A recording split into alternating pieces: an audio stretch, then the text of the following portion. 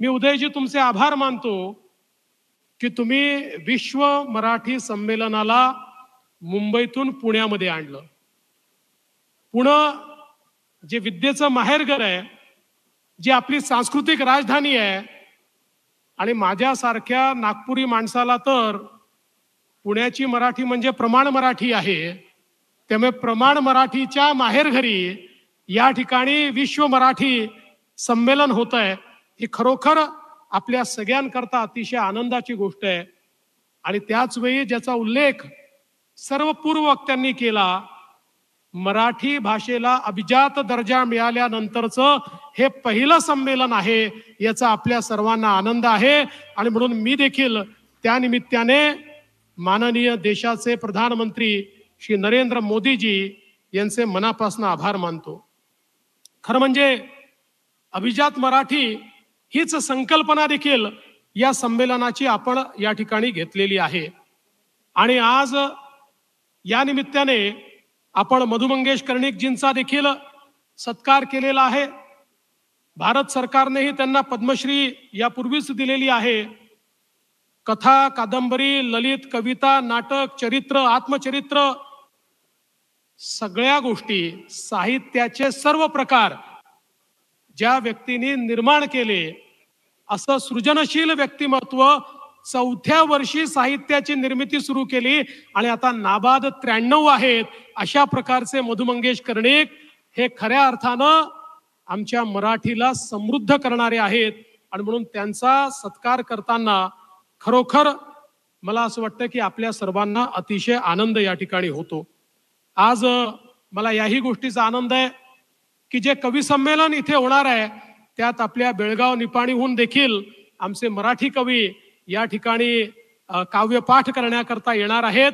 त्यामुळे आपली जी भावना आहे मराठी माणसाच्या पाठीशी भक्कमपणे उभं राहण्याची, ती भावना निश्चितपणे यातनं एक प्रकारे आपल्या समोर येते आहे. आणि आज यासोबत आपल्या बालगंधर्वमध्ये सागरा प्राण तळमळला हा कार्यक्रम देखील होणार आहे. खरं म्हणजे जेव्हा आपण मराठीचा विचार करतो त्यावेळी स्वातंत्र्यवीर सावरकरांशिवाय मराठीचा विचार आपण करू शकत नाही.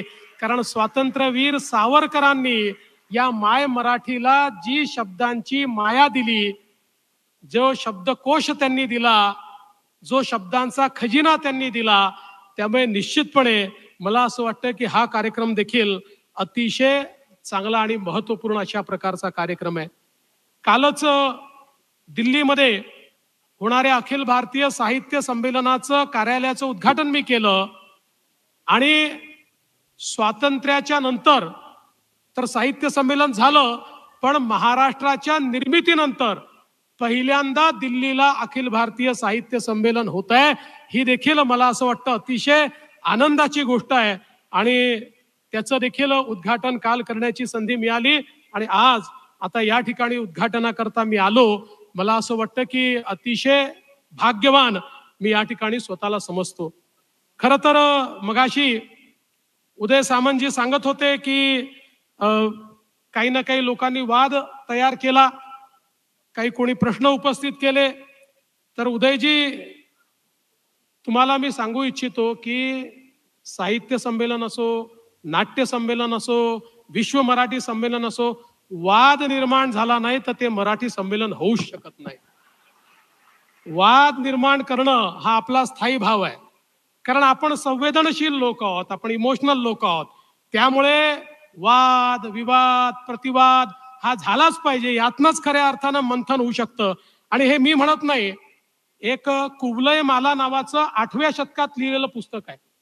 या पुस्तकामध्ये 8व्या शतकामध्ये मराठी माणसाचे वेगवेगळे गुण आणि काही अवगुण देखील सांगितलेले आहेत. आणि त्यातलं एक त्यांनी जो चॅप्टर तयार केलेला आहे तो कलहशील अशा प्रकारचा त्यांनी त्या ठिकाणी लिहिलेला आहे. आणि मराठी माणसाला कलह करायला देखील आवडतो असं 8व्या शतकात त्यांनी लिहून ठेवलेलं आहे. त्यामुळे तुम्ही फार काळजी करू नका. अशा प्रकारचे संमेलन आपण करत राहायचे. कोणी नावं ठेवतं, कोणी चांगलं म्हणतं, त्यातनंच चांगलं मंथन होतं आणि अजून चांगलं करण्याची शक्ती आणि बुद्धी आपल्याला मिळत असते. म्हणून मी तुमचं आणि मराठी भाषा विभागाचं मनापासून अभिनंदन करतो की तुम्ही खऱ्या अर्थानं हे संमेलन वैश्विक अशा दर्जाचं या जगाच्या पाठीवर एकही देश असा नाही जिथे माझा मराठी माणूस पोचलेला नाही. आम्ही जगभरात कुठेही जातो तर मराठी माणसं आमच्या स्वागताला तिथे असतात. जपानला गेलो तिथे स्वागताला, अमेरिकेला गेलो तिथे स्वागताला, परवा डावोस करता झुरिचला गेलो, रात्रभर प्रवास करून 500 500 800 800 किलोमीटरवरनं आमची मराठी माणसं त्या ठिकाणी स्वागताला होती. आणि एका चिमुरड्याने त्या ठिकाणी लाभले हमास भाग्य बोलतो मराठी इतकं सुंदर म्हणून दाखवलं. एवढा अभिमान वाटला की आपला मराठी माणूस इतके वर्ष तिकडे गेला तरी देखील माय मराठी त्याच्यापासून दुरावली नाही. माय मराठी त्याच्या मनामध्ये आहे आणि ती माय मराठी पुढच्या पिढीला देखील पोचवण्याचं काम तो करतोय. हे बघून खरोखर मला असं वाटतं अतिशय मला चांगली भावना त्या निमित्ताने तयार झाली. अर्थात त्यावेळी त्यांनी मी पुन्हा येईन देखील मला म्हटलं. हे मी पुन्हा येईन माझा पिच्छाच सोडत नाही दादा. कुठे गेला की मी पुन्हा येईन. पण अलीकडच्या काळात चांगलं म्हणतात, मागच्या काळात उपहासाने म्हणायचे. शेवटी एखादा शब्द आपल्याला चिपकतो तो काळ आणि वेळ याप्रमाणे त्याचे अर्थ बदलत असतात. पण मी तुम्हाला सगळ्यांना म्हणतो की तुम्ही सगळ्यांनी हे ठरवलं पाहिजे की जेव्हा जेव्हा विश्व मराठी संमेलन होईल तेव्हा तेव्हा मी पुन्हा येईन, मी पुन्हा येईन, मी पुन्हा येईन. खरं म्हणजे भाषा ही भावना व्यक्त करण्याचं साधन असतं, ते संपर्काचं साधन असतं. आणि केवळ अभिव्यक्ती नाही तर अभिव्यक्तीतून सृजन करण्याचं साधन देखील आपली भाषा असते. आणि म्हणूनच त्या अर्थानं आज मराठी भाषेला अभिजात भाषेचा दर्जा मिळाला. हा दर्जा म्हणजे राजमान्यता आहे. मराठी भाषेला अभिजात भाषा ही मराठी भाषा होतीच, प्राचीन भाषा ती होतीच, परंतु कुठल्याही भाषेला राजमान्यता मिळणं हे देखील महत्वाचं असतं. आपल्याला कल्पना आहे की ज्या काळामध्ये मोगलांनी या देशाची राजभाषा फारसी केली होती त्या काळामध्ये छत्रपती शिवरायांनी आज्ञापत्र काढलं आणि या मराठी मुलकाची आणि आपल्या साम्राज्याची स्वराज्याची भाषा ही मराठी भाषा केली. त्यामुळे मराठी भाषेला राजमान्यता देण्याची सुरुवात या ठिकाणी खऱ्या अर्थानं कोणी केली असेल तर ती छत्रपती शिवरायांनी केली. आणि म्हणूनच मला असं वाटतं की आज आपली ही जी मराठी आहे ही मराठी याची पाळमुळं खोलवर गेलेली पाळमुळं आहेत. सह्याद्रीच्या कडे पठारावरची मराठी आहे, कृष्णा भीमा गोदावरी वैनगंगा तापीच्या तीरावरची आमची मराठी आहे, सातपुड्याची आमची मराठी आहे, चंद्रपूर गडचिरोली सारख्या आमच्या आदिवासी भागातली मराठी आहे, अजिंठा वेरूळच्या लेण्यातली आमची मराठी आहे, किंवा 720 किलोमीटरचा आमचा जो समुद्र किनारा आहे या समुद्र किनाऱ्यावरची आमची मराठी आहे. खरं म्हणजे आमची ही जी मराठी आहे ही मराठी काही किलोमीटरवर बदलते पण प्रत्येक ठिकाणी त्याची जी गोडी आहे ती गोडी अवीट आहे. त्याची गोडी जी आहे ती वाढतच जाते. किंबहुना अनेक वेळा मराठीच्या ज्या बोली भाषा आहेत किंवा वेगवेगळे जे प्रकार तयार झालेले आहेत त्यातलं जे साहित्य आहे, त्यातली जी गोडी आहे, त्यातलं जे काव्य आहे हे देखील मला असं वाटतं अतिशय वेगळं आणि अतिशय मनाला भावणारं अशा प्रकारचं हे काव्य आपल्याला त्या ठिकाणी निश्चितपणे पाहायला मिळतं. आणि म्हणूनच आपल्या सगळ्यांना या गोष्टीचा अभिमान आहे की आपला जो हा मराठी मुलूक आहे ज्याचा उल्लेख मगाशी अजितदादांनी देखील केला. मराठी माणूस हा कधी स्वार्थी राहिला नाही. ज्या पानिपतच्या लढाईचा उल्लेख अजितदादांनी केला त्या पानिपतच्या लढाईमध्ये मराठे गेले होते ते भारताचं रक्षण करण्याकरता गेले होते, आपलं साम्राज्य वाढवण्याकरता गेले नव्हते. कारण त्यावेळच्या मुघल बादशहानी सांगितलं होतं, विनंती करून पत्र पाठवलं होतं मराठ्यांना की या ठिकाणी जर तुम्ही वाचवायला आला नाहीत तर ही दिल्ली देखील त्या अहमदच्या अब्दालीच्या अफगाणचा भाग होऊन जाईल आणि म्हणून हा मुलूक वाचवण्याकरता केवळ तुमची ताकद आहे, तुम्ही त्या ठिकाणी या. आणि ज्यावेळेस मराठे तिथे गेले, मराठ्यांनी त्या ठिकाणी दिल्ली जिंकली आणि जिंकल्यानंतर अहमदच्या अब्दालीने त्यांना तहाचा लखोटा पाठवला आणि तह काय मागितला. अहमदच्या अब्दाली म्हणाला की समजा मराठ्यांनी मला पंजाब, सिंध आणि मुलतान देऊन टाकला तर उर्वरित संपूर्ण भारत हा मराठ्यांचा आहे अशा प्रकारची मान्यता मी देईल. पण मराठ्यांनी सांगितलं चालणार नाही, अटकेपर्यंतचा भारत हे आमचं हिंदवी स्वराज्य आहे, हे मराठ्यांचं राज्य आहे आणि हा आमचा भारत देश आहे. आणि म्हणून त्या पानिपतमध्ये आमचे मराठे लढले. ही ताकद, ही क्षमता छत्रपती शिवाजी महाराजांनी आमच्यामध्ये तयार केली होती. हा वैश्विक विचार संत ज्ञानेश्वरांनी आम्हाला दिला होता. हा वैश्विक विचार आमच्या तुकोबारायांनी आम्हाला दिला होता. तो वैश्विक विचार घेऊन मराठी माणूस हा नेहमी आपल्या जीवनामध्ये जगलेला आहे. आणि म्हणूनच खऱ्या अर्थानं मराठी माणूस हा जगाच्या पाठीवर कुठेही असला तरी देखील त्या ठिकाणी एक प्रकारे गुणवत्ता आणतो, त्या ठिकाणच्या व्यवस्थेमध्ये अधिक चांगलं करण्याचा प्रयत्न करतो. त्या ठिकाणी दुधामध्ये साखरेचं काम आमचा मराठी माणूस करतो. आणि म्हणूनच आज मराठी माणसाची कीर्ती ही जगाच्या वेगवेगळ्या भागांमध्ये आहे. दादांनी देखील त्यातली काही चांगली नावं सांगितली, शिंदे साहेबांनी देखील त्यातली अनेक नावं या ठिकाणी आपल्याला सांगितली. आणि म्हणून आपण नेहमी म्हणतो संत ज्ञानेश्वरांची विश्वात्मक मराठी असेल, तुकोबारायांचे अभंग ज्यांनी मराठीच्या माध्यमातनं सामान्य माणसाला जगण्याचा मंत्र दिला, संत चोखामेळ्यांचा सामाजिक समतेचा नारा देणारी मराठी असेल, किंवा संत नामदेव, एकनाथ महाराज, जनाबाई, बहिणाबाई यांच्या रचनातून सामान्य माणसाला जगण्याचा जो मिळालेला अधिकार आहे, या सगळ्या गोष्टी आपल्यापर्यंत पोहोचू शकल्या. कारण माय मराठी ही आपल्या सगळ्यांच्या मध्ये एक दुवा म्हणून त्या ठिकाणी काम करत होती.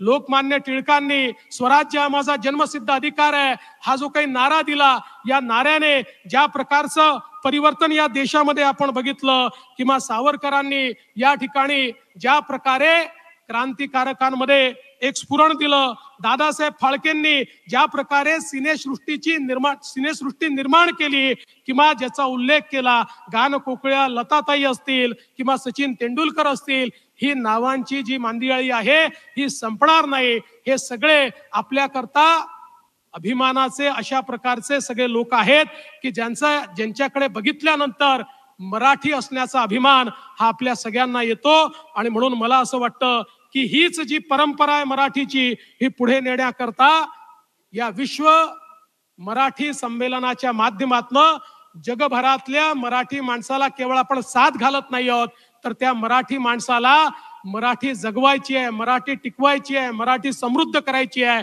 अशा प्रकारची साथ देखील या माध्यमातून आपण घालतो.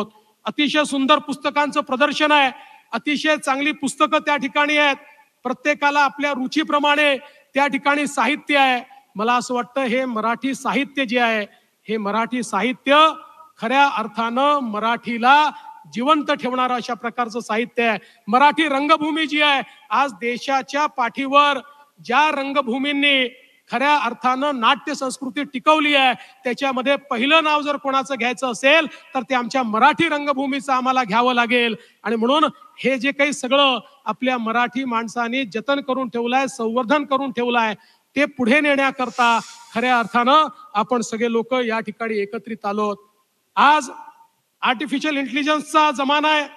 मोठ्या प्रमाणामध्ये आपण बघतोय की सगळीकडे एआयचा बोलबाला आपल्याला पाहायला मिळतोय.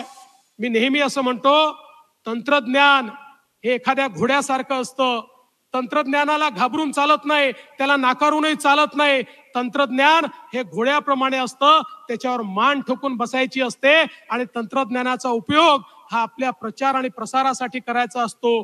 मला असं वाटतं की मराठीला ज्ञान भाषेमध्ये परिवर्तित करण्याचा प्रयत्न आपण करतोय. पण आज ज्यावेळी आर्टिफिशियल इंटेलिजन्सच्या युगामध्ये आपण आहोत, विचार करा, या आर्टिफिशियल इंटेलिजन्सच्या युगामध्ये जर आपण या ठिकाणी स्मॉल लँग्वेज मॉडेलमध्ये आपल्या सगळ्या साहित्यिकांचं साहित्य टाकलं आणि त्याचं मॉडेल तयार केलं, तर विचार करा, येणाऱ्या पिढीकरता ज्याप्रमाणे आज आमची पिढी चॅट जीपीटीला प्रश्न विचारते, तसा एखादा प्रश्न जर या मॉडेलला विचारला तर मधु मंगेश कर्णिकांनी काय लिहिलंय या संदर्भातली सगळी माहिती पण मिळू शकेल आणि त्यांचं जे या ठिकाणी साहित्य आहे ते पण मिळू शकेल. आणि म्हणून मी मराठी भाषा विभागाला विनंती करतो की की मराठी भाषा विभागाने पहिल्यांदा हा प्रयोग करावा आणि या माध्यमातून आर्टिफिशियल इंटेलिजन्सचा उपयोग करून मागच्या काळामध्ये आपण वेबसाईट तयार करायचो, वेबसाईटवर सर्व साहित्य टाकायचो. आता तो जमाना गेला. आता आर्टिफिशियल इंटेलिजन्सचा जमाना आहे. त्यामुळे आर्टिफिशियल इंटेलिजन्सचा उपयोग करून स्मॉल लँग्वेज मॉडेल तयार करून त्या माध्यमातून पुढच्या पिढी करता आपलं हे अभिजात साहित्य जे आहे हे साहित्य आपल्याला कसं नेता येईल याचा देखील प्रयत्न हा आपल्याला निश्चितपणे करावा लागेल आणि त्याचा पुढाकार आमचा मराठी भाषा विभाग घेईल हा विश्वास या निमित्ताने मी व्यक्त करतो. आज खरं म्हणजे अधिक बोलण्याचं कारण नाही, मला अतिशय आनंद आहे. आपण सगळे लोक या ठिकाणी एकत्रित आहोत आणि अजितदादांनी देखील एक या ठिकाणी अपेक्षा व्यक्त केली आहे की पुढच्या 5 वर्षातलं एखादं संमेलन हे परदेशात घेतलं पाहिजे. या ठिकाणी परदेशातनं आलेले आणि वेगवेगळ्या ठिकाणच्या मराठी मंडळाचे लोक आहेत. मला असं वाटतं त्यांच्याशी चर्चा करून कुठलं देश किंवा कुठलं शहर हे सगळ्यांना सोयीचं असेल याचा विचार करून नक्की 5 वर्षामध्ये एक तरी संमेलन हे आपण परदेशात घेऊ आणि मराठीचा डंका हा परदेशामध्ये वाचवल्याशिवाय आपण राहणार नाही.